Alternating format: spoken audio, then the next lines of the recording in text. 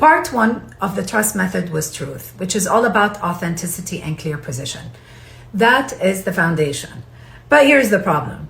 You can have the clearest positioning in the world, but if what you're saying doesn't matter to the right people, it's just noise. This is relevance part two of the trust method. I see this problem everywhere. Someone has nailed their positioning. They are crystal clear about what they do. They're showing up, they're consistent, they're getting the likes, the comments, and the shares, but no business results, no qualified inquiries, no real opportunity. Why? Because they are talking about what interests them, not what matters to their audience. And here's the shift. Your audience doesn't care about your journey unless it helps them with theirs. They don't care about your lessons unless those lessons solve their problems.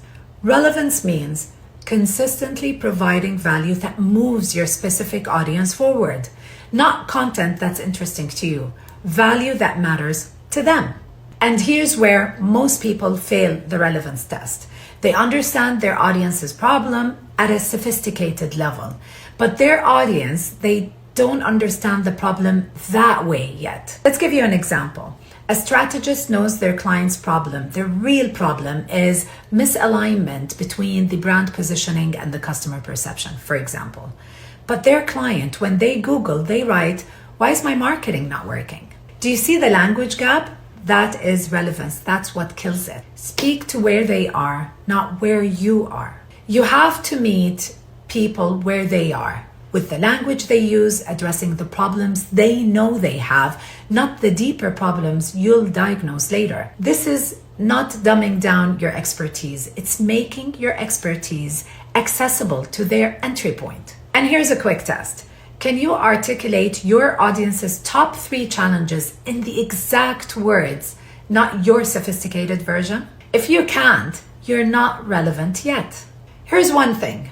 Relevance isn't tips. Examples like post 3 times a week. That is a tip. Be consistent with your content. That's also a tip. Value is insight that changes how someone thinks or gives them a clear path forward. Real value sounds like this. For example, if your content gets engagement but doesn't drive business result, the problem isn't consistency. It's that you're solving awareness problems for people who need decision-making frameworks. Do you see the difference? One is advice that everyone has heard. The other is insight specific to where someone is stuck. Tips equal what to do. Value equal why it matters plus how to apply it. Before you create any content, ask yourself, does this help my specific audience move forward? Does this address a problem they know they have?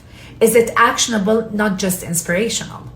If you can't say yes to any of all those 3, it's not relevant enough.